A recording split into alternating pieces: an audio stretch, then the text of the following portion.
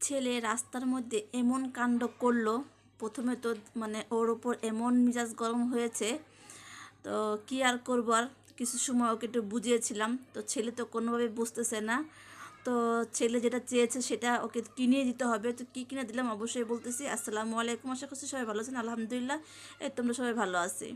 এই তো রাতের বেলা আমাদের এখানে একটা মেলা হয়েছিল, মানে এখানে মাহফিল হয়েছিল, তো সেখানে ছোটো ছোটো একটা মেলাও বসছিল মাহফিলের পাশাপাশি। তো এই লাইটটা নাকি ও অনেক দিন যাবৎ খুঁজতেছে, পাচ্ছে না। বলল, আম্মু আমি 50টা মাহফিল ঘুরেছি, আমি এই লাইটটা পাচ্ছি না, আজকে পেয়েছি, আমাকে কিনে দিতে হবে। তো প্রথমত তো আমি চাইনি কিনে দিতে, পরে জোর জবরদস্তি করে ওটাকে আমাকে মানে আদায় করলো কিনে নেওয়ার জন্য।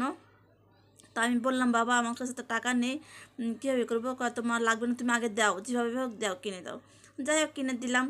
আর সকালবেলা একটু দেখাইলাম যে কীরকম লাইট কিনলাম। আর নাস্তা করা শেষ, নাস্তাও করলাম। আর বাঁধাকপি দিয়ে মাংস দিয়ে একটু রান্না করব, তো আগে থেকেই নামিয়ে রাখলাম।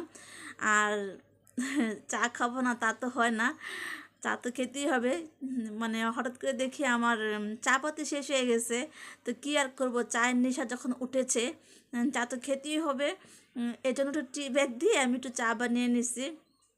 তো যাই হোক, আমি ভাতের চালটাও ধুয়ে রাখতেছি। চাটা খাওয়ার পরে তারপরে আমি রান্নাবান্না বসিয়ে দিব। তো এই মুহূর্তে কেউ নাই বাসায়, মেয়ে দুটা বেড়াতে গেছে, ওর বাবাও নাই, আমি আর ছেলে আছি। তো ছেলেটা তো খুব বিরক্ত করতেছে, আম্মু কোথাও নিয়ে চলো ঘুরতে। তো কোথায় আর নিয়ে যাবো বলেন? তারপর দেখি চেষ্টা করি, যদি নিয়ে যেতে পারি তাহলে অবশ্যই নিয়ে যাব কোথাও একটু ঘুরতে। আর চাটা খাওয়ার পরে এই তো আমি চলে আসলাম রান্না করে। এখন থেকে তো আমার রান্না বান্না স্টার্ট শুরু হয়ে গেল। তো যেহেতু আছে শুক্রবার দিন, রান্না বান্না একটু ভালো মন্দ আয়োজন তো করাই লাগে। ছেলে বলতেছে, আম্মু তুমি মাংস রান্না করো। তাই আমি বললাম, আব্বু দুদিন আগে না তোমার জন্য মাংস রান্না করছি, কাউকে জানি না তুমি এখনও রান্না করো। যাই হোক, হঠাৎ করে না আমার খেতে মন চাইলো, এরকম মাংস দিয়ে বাঁধাকপি দিয়ে খেতে মন চাইলো। কে কে কে এরকমভাবে মানে খেয়েছেন অবশ্যই একটু জানাবেন তো কমেন্টে। আমার কাছে তো ভালোই লাগে খেতে। তো অনেক দিন পর রান্না করতেছি, মনে চাইলো আর কি। তো ছেলে বলতেছে, আম্মু তুমি কীভাবে রান্না করবো? আমি, বাবা বাঁধাকপি দিয়ে রান্না করব, দেখে দেখো খুব মজা হবে।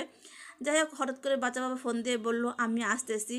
তার কথা শোনার পরে তো আমি একটু ডাল বসিয়ে দিলাম, কারণ আমি চেয়েছিলাম ডাল রান্না করব না, বাঁধাকপি অর্ধেক বাঁধাকপি দিয়ে আমি মাংসটা রান্না করতে চেয়েছিলাম। পরবর্তীতে যখন শুনলাম সে আসবে, তখন আমি আর একটু বাড়িয়ে রান্না করলাম, ডালটাও রান্না করলাম, আবার বাঁধাকপিটাও মানে একটু বেশি করে দিলাম আর কি। আরে তো ছেলেকে গোসল করে দিলাম, ও এখন নামাজে চলে যাচ্ছে, যেহেতু আজকে জুম্মার দিন নামাজ তো পড়তেই হবে। আর এই তো অলরেডি নামাজ শুরু হয়ে গেছে, আর আমার তো রান্নাবান্না চুলায় বসিয়ে দিছি। তো আমার বাসা থেকে কিন্তু দেখা যায়, আমি দেখতেছিলাম যে ও ঠিক মতন গেছে কিনা। যাই হোক, আমি দেখতে পেয়েছি ও ওখানেই আছে। আর এই তো রান্নাবান্না তো বসিয়ে দিলাম অফ ক্যামেরার মধ্যে, সেটা দেখাতে পারলাম না। আর ডালটাও প্রায় হয়ে আসছে, ডালটাও আমি একটু পরে বাগার দিয়ে নিব। তো হঠাৎ করে যখন মানে এই যে কিছুক্ষণ আগে ওর আব্বুকে একটু ফোন দিলাম, এই যে এই সময় ফোন দিতেছিলাম, প্রথমত ফোন ধরে নাই, তারপর কিছুক্ষণ পরে ফোন ধরলো। ধরার পর মানে জিজ্ঞাসা করলাম যে কখন আসবে, তার তো দুপুরবেলা আসার কথা ছিল।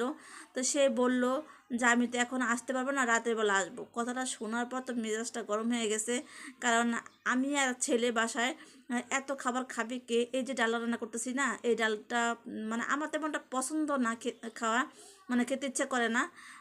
যেহেতু একটা তরকারি রান্না করতেছি, এই জন্য একটু ডালটা রান্না করতেছিলাম। আবার সেও বলেছিল একটু ডাল ডাল রান্না করো।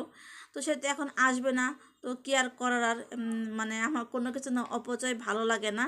উম, হয়তো বা মাংসটা শেষ হয়ে যাবে, ডালটা হয়তো বা থেকেই যাবে। তো এই তো আমি একটু বেশি করে দিয়েছিলাম। আর বাঁধাকপিটা আমি হালকা একটু ভাপ দিয়ে নিছি, দু একটা বলক করে নিয়েছিলাম, কারণ বাঁধাকপির একটা কেমন জানি একটা ঘ্যাস আসে, ওই ঘ্যাসটা না আমার কাছে ভালো লাগে না। এই জন্য হালকাভাবে দু একটা ভাপ দিয়ে নিছিলাম। আমি তো এইভাবে রান্নাই করি। আপনারা কি এইভাবে রান্না করেন কিনা অবশ্যই আমার আপু এবং আন্টিরা একটু কমেন্টে জানাবেন যে আপনারা কি এইভাবে রান্না করেন কিনা। আমি হালকা একটু পানি দিয়ে দিলাম। এই, আমি কিন্তু ঝোল ঝোল করবো না, একবার একটু মাখা মাখা করে রান্না করব। তো অবশ্যই কিন্তু একটু জানাবেন আমার রান্নাবান্নাগুলো কেমন হয়েছে। বেশি কিছু রান্নাবান্না করলাম না, বাঁধাকপি দিয়ে মাংস দুটো রান্না করলাম, পাতলা করে ডাল রান্না করলাম। এই তো আজকে রান্নাবান্না ছিল এটাই। আর এখন রান্নাটা প্রায় হয়ে আসছে, আর একটু শুকাবো। এখন একটু জিরা গুঁড়া দিয়ে দিলাম, সাথে একটু গরম মশলাও ছিল একসাথে দিয়ে দিচ্ছি। আর একটু মাখা মাখা করবো, এখন একটু পানি পানি আছে যেহেতু জিরা গুঁড়া দিচ্ছি, তো এই জন্য একটু এখনই দিয়ে দিলাম। আর একটু শুকাবো। তো অবশ্যই জানাবেন, যারা আমার ভিডিওটা ইউটিউব থেকে দেখতেছেন তারা অবশ্যই, যদি ভালো লেগে থাকে তাহলে অবশ্যই আমার চ্যানেলটা সাবস্ক্রাইব করে দিবেন। যারা ফেসবুক থেকে দেখতেছেন তারা অবশ্যই ফলো এবং হ্যাঁ লাইক অবশ্যই একটা দিবেন যদি ভালো লাগে। আমার পাশেই থাকবেন। আর ছেলে খেতে বসে গেল, ছেলেকে দিলাম, ছেলে বলল যে আম্মু মজাই হয়েছে খেতে। আমি বললাম, যাক মাশাআল্লাহ, যেহেতু ছেলে বলেছে কিছু করার নেই, ভালোই হয়েছে বললো। তো আজকে ভিডিওটা এই পর্যন্ত দেখলাম, সবাই ভালো থাকবেন, আসসালামু আলাইকুম।